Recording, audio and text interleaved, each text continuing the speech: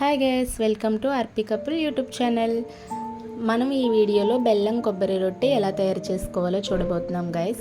ముందుగా మన ఛానల్ని సబ్స్క్రైబ్ చేయలేని వారు సబ్స్క్రైబ్ చేసుకోండి. తెలియని వారి కోసం అయితే ఎలా సబ్స్క్రైబ్ చేయాలో చూపిస్తున్నాను చూడండి. యూట్యూబ్ ఛానల్ యాప్ ఓపెన్ చేసి సెర్చ్లోకి వెళ్ళి ఆర్పీ కపుల్ 873 అని టైప్ చేయండి. మన ఛానల్ అయితే ఓపెన్ అవుతుంది. చూడండి, ఆర్పీ కపుల్ ఛానల్ మీద క్లిక్ చేసి సబ్స్క్రైబ్ చేయండి. పక్కనే ఉన్న బెల్ ఐకాన్ క్లిక్ చేస్తే ఆల్ సింబల్ మీద క్లిక్ చేయండి. అప్పుడు మనం పెట్టే వీడియోస్ అన్నీ కూడా మీకు ఎప్పటికప్పుడు నోటిఫికేషన్స్ ద్వారా మీకు ప్రతిదీ చేరుతాయండి.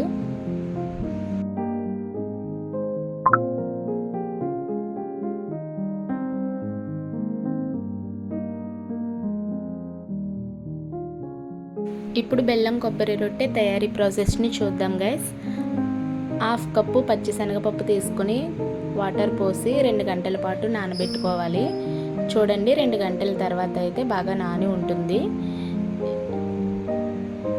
1 కప్పు కొబ్బరి ముక్కలు తీసుకొని వాష్ చేసుకుని కొబ్బరి తురుము కింద అయితే చేసుకోవాలండి. 1 కప్పు బెల్లం తీసుకోవాలి. ఇదైతే చూడండి, నేను వరి నూకతో చేస్తున్నాను, అంటే బియ్యం నూక అండి. బియ్యం నూకనైతే బాగా వేయించుకోవాలి.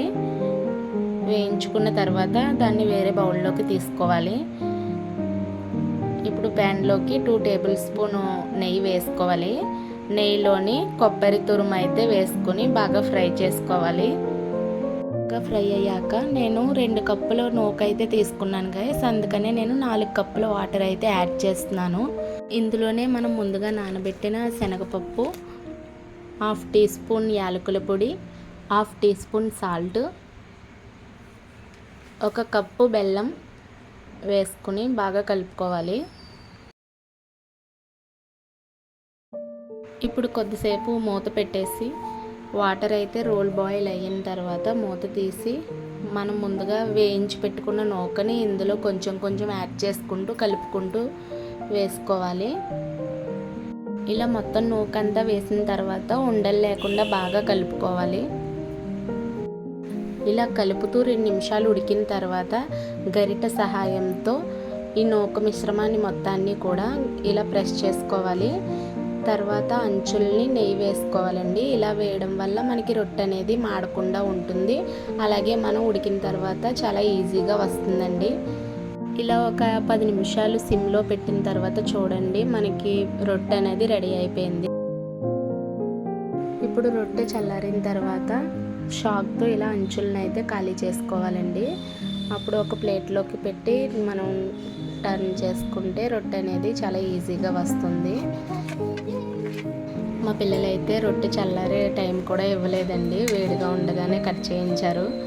చూడండి, మా చిన్నోడు బర్త్డే సాంగ్ కూడా పాడుతున్నాడు. అంతే గైస్, చాలా టేస్టీ అండ్ హెల్తీ బెల్లం కొబ్బరి రొట్టెని అయితే ఇలా చాలా ఈజీగా తయారు చేసుకోవచ్చు. మీరు కూడా తయారు చేసి ఎలా ఉందో కామెంట్లో చెప్పండి. Thank you for watching.